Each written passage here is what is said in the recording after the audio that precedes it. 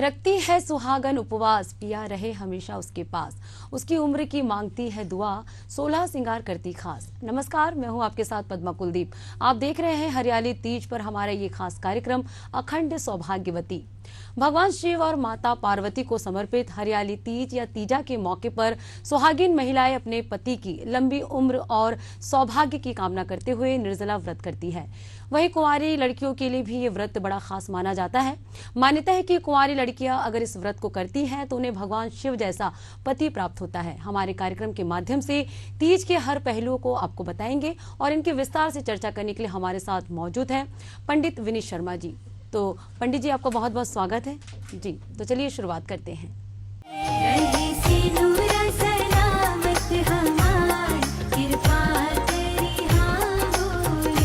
अरे निर्जल तीज त्योहार, कृपा करे हाँ भोले। तो चलिए शुरुआत करते हैं हमारा खास कार्यक्रम अखंड सौभाग्यवती। पंडित जी, मेरा पहला सवाल ये रहेगा, हम तो शुभ मुहूर्त और पूजा विधि तो जानेंगे ही, लेकिन सबसे पहले हम जानेंगे कि दाम्पत्य जीवन में मधुरता कैसी बनी रहे, क्योंकि ये सुहागन महिलाएं करती हैं तीज का व्रत, लेकिन हम देखते हैं आधुनिक जीवन शैली में कि आजकल जो गृहस्थ जीवन थोड़ा उथल पुथल बना हुआ है लोगों का। ऐसे में तीज का जो शुभ मुहूर्त है वो तो हम समझेंगे ही, लेकिन दाम्पत्य जीवन में मधुरता कैसी बनी रहे ये सबसे पहले जानेंगे। भाद्रपद शुक्ल पक्ष की तीसरी तिथि तीजा के रूप में जानी जाती है। यह संपूर्ण भारत में हरितालिका तीजा व्रत और उत्कल प्रदेश में इसे गौरी व्रत के नाम से जाना जाता है, और यह सामान्य रूप से तीजा के त्योहार के रूप में इसे हम मनाने की परंपरा रही है। जैसा कि बताया कि दाम्पत्य जीवन में अनुकूलता यदि लानी हो तो निश्चित तौर पर सुहागन महिलाओं को इस व्रत को पालन करने से, इस व्रत का विधि विधान पूर्वक पालन यदि वे करती हैं तो निश्चित तौर पर भगवान शंकर और माता पार्वती की कृपा से उनके दाम्पत्य जीवन में अनुकूलता आती है। यदि कोई प्रतिकूलताएं हैं, विसंगतियां हैं, मतभेद हो गए हैं, तो उन मतभेदों को दूर करने का यह सबसे सशक्त माध्यम है।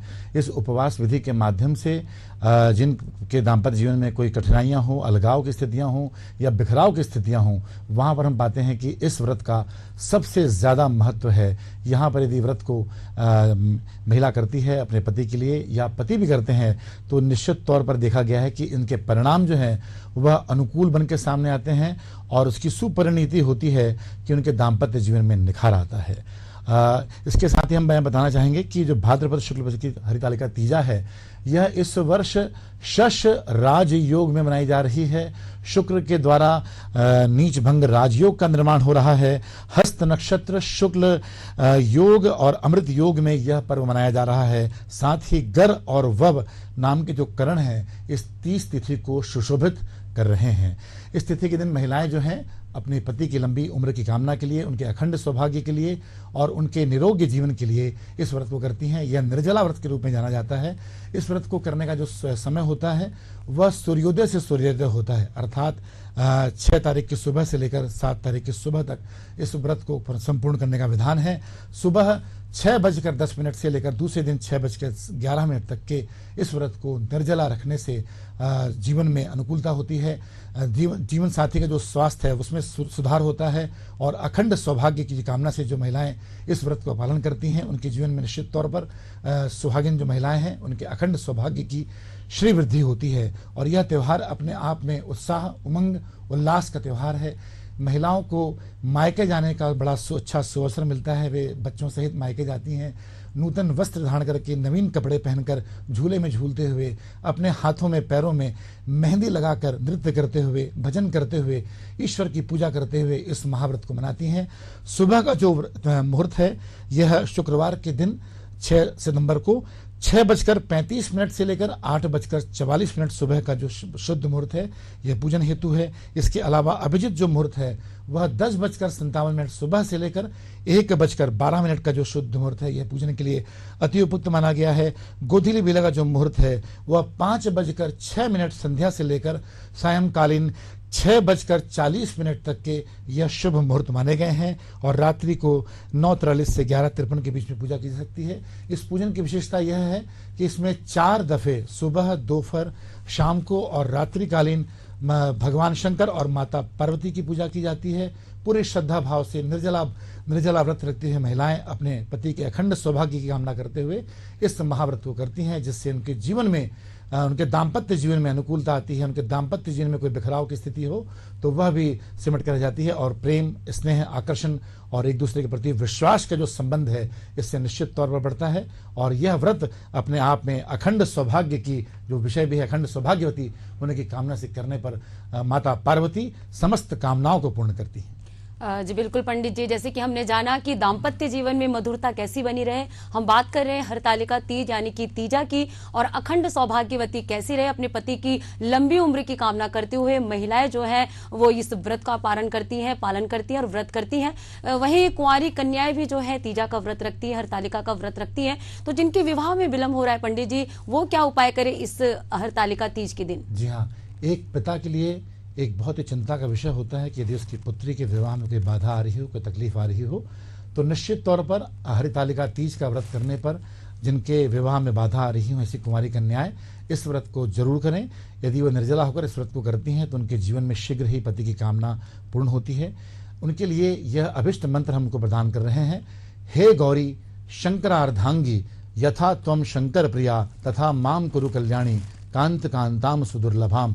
इस व्रत से माता पार्वती की तस्वीर को सामने रखकर, सम्मुख रखकर 5 माला इस मंत्र का जाप करें तो निश्चित तौर पर उनके जो विवाह के जो संयोग हैं वे बढ़ जाते हैं, उनमें अनुकूलता पैदा होती है। इस व्रत के दिन वे पीले कपड़े वस्त्र पहनकर, पीले वस्त्र धारण करके इस अखंड सौभाग्यवती होने वाले व्रत को करें, तो जिससे कि उनके वैवाहिक जीवन की जो वैवाहिक जीवन में जो विलंब हो रहा है वह यथाशीघ्र परिणित होता है। आज के शुभ दिन भगवान शंकर को वे जलाभिषेक करें, दुग्धाभिषेक करें और यथासंभव गंगा के अभिषेक करते हैं तो उनके जीवन में जो मांगलिक जो कार्य हैं वे यथाशीघ्र संपन्न होने की संभावना निश्चित तौर पर बढ़ जाती है।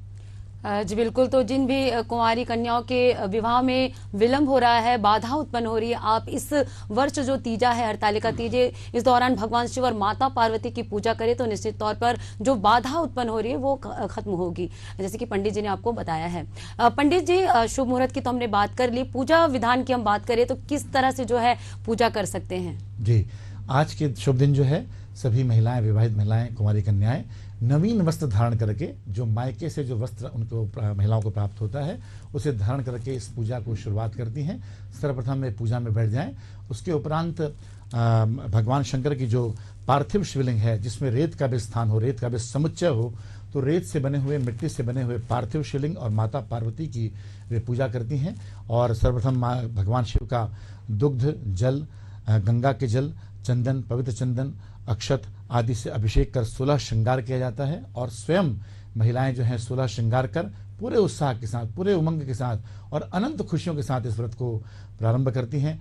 साथ ही के साथ इस दिन माता पार्वती के समक्ष बैठ करके माता पार्वती का भी श्रृंगार किया जाता है।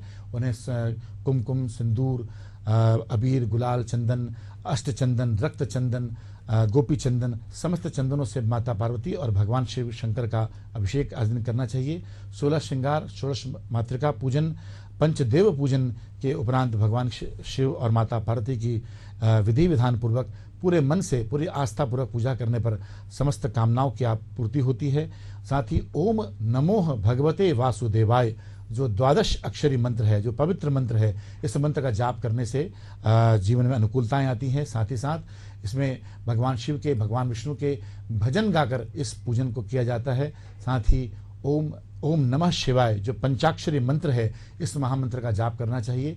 रुद्राष्टकम जो मंत्र है, इस मंत्र का जाप करना चाहिए। साथ ही शिव नमस्कार के जो मंत्र होते हैं, ओम नमः शंभवाय च मयो भवाय च, नमः शंकराय च मयस्कराय च, शिवतराय च, इस वेद के इस महान मंत्र के जाप करने से यह जो व्रत है यह फलीभूत होता है, कामनाएं जो हैं पूर्ण होती हैं और अभिष्ट फल की निश्चित तौर पर प्राप्ति होती है। साथ ही जो श्रीफल है, जो नारियल है, इसका भोग माता पार्वती को और भगवान शंकर को भोग लगा करके इसका व्रत का पालन करना चाहिए। साथ ही भगवान सभी तरह के जो फल हैं और सभी तरह के जो मिष्ठान्न हैं, नैवेद्य हैं, यह माता पार्वती और भगवान शंकर को भोग लगाकर इस पूजन को किया जाता है। साथ ही गणेश जी की आरती और माता पार्वती की आरती और हरितालिका की जो कथा है, इस अनंत कथा को श्रवण करने का सौभाग्य मिलता है। साथ ही साथ सभी महिलाएं पूरी तरह से श्रृंगार करते हुए अपने आप को सजाकर अपने सम्मान देते हुए अपने आप को इस व्रत को करती हैं, जिससे कि उनके मन में उल्लास और उमंग बने रहे,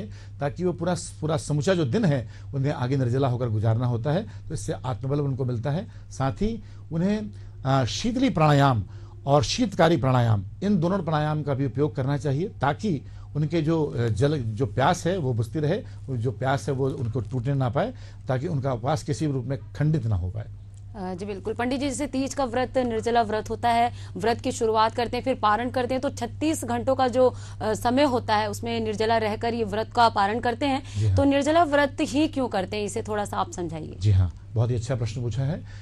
निर्जला व्रत जो है यह महान व्रत है।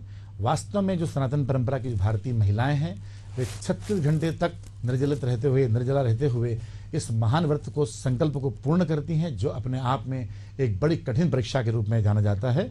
और यह वास्तव में उनकी कड़ी चुनौती के साथ उसे बड़े हंसते हुए, बड़े आनंद के साथ उसे निभाती हैं। प्राचीन काल में ऐसी मान्यता है कि सती रूप में जब माता पार्वती ने जन्म लिया, हिमालय पुत्री के रूप में जन्म लिया, तो उन्होंने शिव जी की कामना करते हुए अखंड व्रत का पालन किया। कई वर्षों तक अखंड व्रत रखती रहीं। और एक समय ऐसा आया जब माता पार्वती जी ने पर्ण यदि पत्ता खाना भी छोड़ दिया और सभी संपूर्ण रूप से शरीर को ना तो अन्न लेती थी ना जल लेती थी, और जो पत्ते वो लेती थी जंगल में जाकर के, उस पर्ण को भी उन्होंने छोड़ दिया। तब भगवान शिव उनकी प्रार्थना से प्रसन्न हो जाते हैं और उन्हें यह उनके समक्ष प्रस्तुत होकर उन्हें यह आशीर्वाद प्रदान करते हैं कि मैं ही आपके जीवन साथी के रूप में आपको मैं स्वीकार करता हूँ।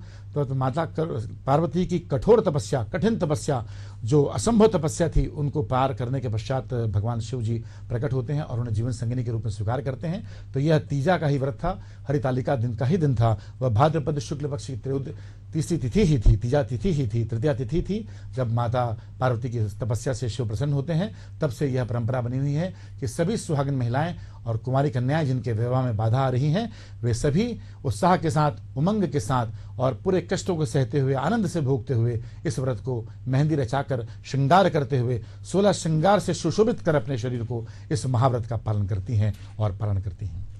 जी बिल्कुल। तो हम देख रहे हैं अखंड सौभाग्यवती।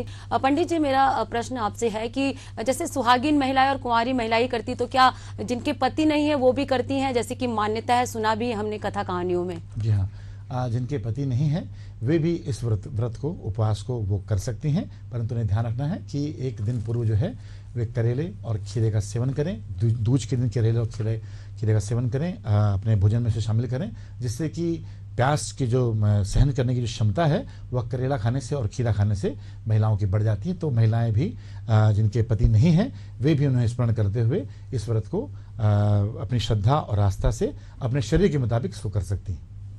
जैसे निर्जला व्रत की बात हम कर रहे थे पंडित जी, तो कोई बीमार है, जैसे नहीं बर्दाश्त कर सकता व्रत बिना पानी पिए, तो उनके लिए क्या महत्व है निर्जला व्रत का? शरीर एक धर्म है और शरीर धर्म का पालन करना प्रत्येक प्राणी मात्र का कर्तव्य है।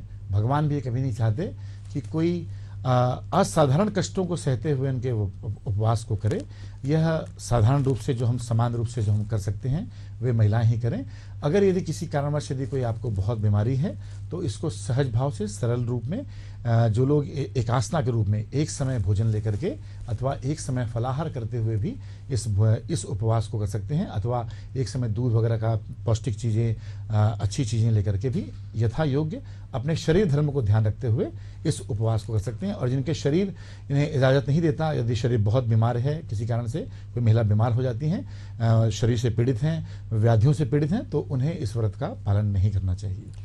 पंडित जी, हरतालिका तीज यानी तीजा में 16 श्रृंगार का काफी महत्व है। जैसे कि खुद तो करती हैं 16 श्रृंगार, ऐसे में सुहागिन महिलाओं को दान भी करती हैं, तो कैसे संभव है 16 श्रृंगार कैसे दान करें? जी हाँ, 16 श्रृंगार का जो दान है, क्योंकि दान एक भारतीय परंपरा में, सनातन परंपरा में, हमारी वैदिक परंपरा में एक अत्यंत ही महत्वपूर्ण स्थान रखता है। जिन जिन चीज़ों का हम दान करते हैं, ऐसी मान्यता है कि इससे हम फलित होते जाते हैं। जैसे यदि कोई अन्न का दान करता है तो जीवन में मान्यता है कि माँ अन्नपूर्णा उनसे प्रसन्न होती है, उनके जीवन में अन्न का भंडार जो भरा रहता है। कोई वस्त्र का दान करता है तो उसका वस्त्र का भंडार भरा रहता है। तो इसी कड़ी में जब माताएं बहनें इस उपवास को करते हुए, इस कठिन उपवास को करते हुए जब वस्त्र का दान करती हैं, 16 श्रृंगार का दान करती हैं, जो टिकिया है, वस्त्र हैं, अन्न है और 16 श्रृंगार की जितनी भी सामग्रियां हैं, सिंदूर है, इनका दान करती हैं, तो निश्चित तौर पर माता पार्वती उनकी प्रार्थना से, उनके उपवास से, उनके दान से प्रसन्न होकर उन्हें अखंड सौभाग्यवती होने का आशीर्वाद प्रदान करती हैं और उनके जीवन का जो सौभाग्य है, वह जो 16 श्रृंगार जो है हमेशा बना रहे, इस बात का आशीष उनको मिलता है। जी बिल्कुल पंडित जी, जैसे कि हरतालिका तीज यानी तीजा 36 घंटे के अंतराल का ये व्रत है, 36 घंटे तक जो है महिलाएं रखती हैं इस व्रत को, तो पूजा के समय किन किन बातों का ध्यान रखें? जी, पूजा को करते समय इन बातों का विशेष ध्यान रखें कि जब आप कोई मंत्र आदि पढ़ रहे हो तो उन्हें बहुत धीरे धीरे पढ़ें, स्पष्ट रूप से पढ़ें और स्वच्छता का पूरे कार्य क्षेत्र में, पूरे पूजन स्थल में अच्छी तरह से ध्यान रखें कि पूजन जो आप करने जा रहे हैं उसमें भगवान को अच्छी तरह से स्नान करके, शुद्धोदक स्नान करा करके, गंगा जल आदि से स्नान करा करके भगवान की स्थापना करें, प्रतिस्थापना करें। कोई भी पूजन बगैर गणेश जी के पूजन के प्रारंभ किए बिना नहीं होता। तो सर्वप्रथम सबसे पहले पूजन में हमें गणेश जी की आह्वान करते हुए उनको प्रतिस्थापित करना होता है। तो गणेश जी की स्थापना करते हुए, गौरी गणपति की स्थापना करते हुए, मैंने माता पार्वती और भगवान गणेश की स्थापना करते हुए इस पूजन को हमें प्रारंभ करना चाहिए। और फुलेरा नाम के एक सौंदर्य का आसन, सुंदरता से भरा हुआ एक फुलेरा बनाया जाता है। तो ये मंडप होता है जो भगवान शंकर और माता पार्वती के आसपास बनाया जाता है। तो जहाँ पर जिस स्थान पर हम भगवान को रखते हैं वहाँ पर फूलों से श्रृंगार करके, सजावट करके इसको बनाया जाता है। यथासंभव जितनी आपकी क्षमता हो, जितनी आपकी योग्यता हो, जितना आपका सामर्थ्य हो, उन फूलों से आप भगवान का श्रृंगार करते हुए, पूरे स्वच्छता धर्म का पालन करते हुए इस उपवास को करें। और मंत्रों का उच्चारण जो है वह सटीक हो, मंत्रों में उच्चारण में शुद्धता का ध्यान रखें। इस बात बहुत आवश्यक है। पंडित जी, जैसे कि हरतालिका तीज यानी तीजा भगवान शिव और माता पार्वती का प्रतीक है, और ऐसे में जैसे आप फुलेरा की बात कर रहे थे, तो फुलेरा का क्या महत्व है, ये थोड़ा हम समझना चाहेंगे। जी हाँ, भगवान शिव को और माता पार्वती को फूल बहुत ही प्रिय हैं। यह 16 श्रृंगार का अभिन्न हिस्सा माना गया है।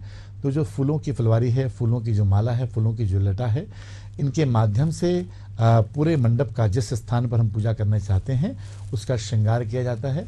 उसके चारों ओर फूलों की माला से, फूलों की लट से इस क्षेत्र को सजाया जाता है। साथ ही साथ घर के जो आवरण है, जो बाहर का जो गेट है, उस स्थान पर भी फूलों की माला सजा करके, सुसज्ज करके महिलाएं इस पर्व को मनाती हैं। साथ ही अंदर का जो स्थान है, पूजा का जो स्थल क्षेत्र है, उस संपूर्ण क्षेत्र में फूलों की माला, फूलों की गुलाब पंखुड़ियों की माला या गुलाब पंखुड़ियाँ और कमल फूल के माध्यम से, श्वेत पुष्प के माध्यम से जो श्रृंगार किया जाता है, तो निश्चित तौर पर यह बहुत ही शोभनीय और बहुत ही सुंदर दृश्यमान होता है, जो आंखों को बड़ा सुकून देता है और नयनाभिराम होता है।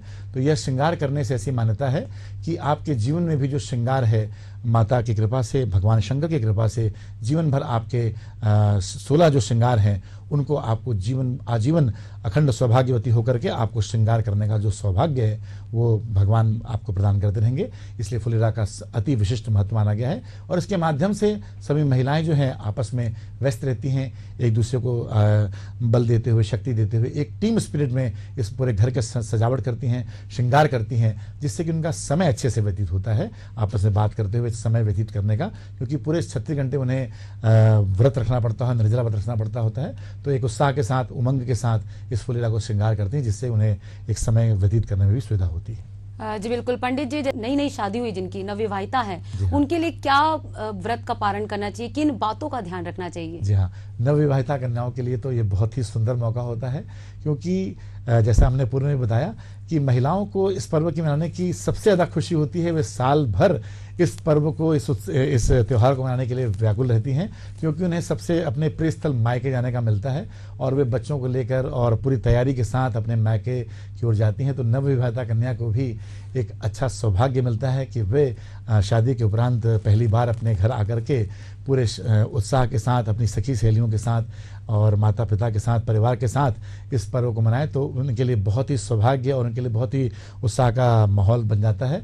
और घर वाले भी एक साथ एकत्रित होकर के आपसी सुख दुख को बांटते हैं और अपने गम को दूर करते हैं और अपने सुखों को, खुशियों को जो है एक दूसरे से बांटने से बढ़ जाते हैं, और जो दुख होते हैं उनको बांटने से वो भी दुख जो है वो भी कम हो जाते हैं। तो ये बहुत अच्छा मौका मिलता है नवविवाहिता में महिला को भी अपने पूरे साजो सामान के साथ, श्रृंगार की सामग्री के साथ इस व्रत का पूरा पालन करना चाहिए और नवीन वस्त्र धारण करके उस दिन इस व्रत का शुभारंभ करना चाहिए। साथ ही जब दूसरे दिन गणेश चतुर्थी का व्रत पड़ता है तो उस दिन भी नवविवाहिता जो कन्या होती है उसको ससुराल के माध्यम से एक साड़ी मिलती है, कपड़े मिलते हैं, तो उसको धारण करके पूरे उल्लास से इस पर्व को मनाती हैं। जी बिल्कुल, शुक्रिया पंडित जी कि आपने इतने विस्तार से बताया कि हरितालिका तीज यानी तीजा को किस व्रत पारण के साथ जो है इस पूजा विधि को जो है अपनाए और करे, और 16 श्रृंगार के साथ महिलाएं अपने अखंड सौभाग्यवती होने का जो है वरदान भगवान शिव और माता पार्वती से पाए। तो हम अपने दर्शकों से कहना चाहेंगे कि आप भी पंडित जी ने जो भी पूजा विधि बताए हैं उस विधि से पूजा का पालन करें, व्रत का पारण करें और अपने तीज को बहुत ही खास बनाएं। आप सभी को नमस्कार।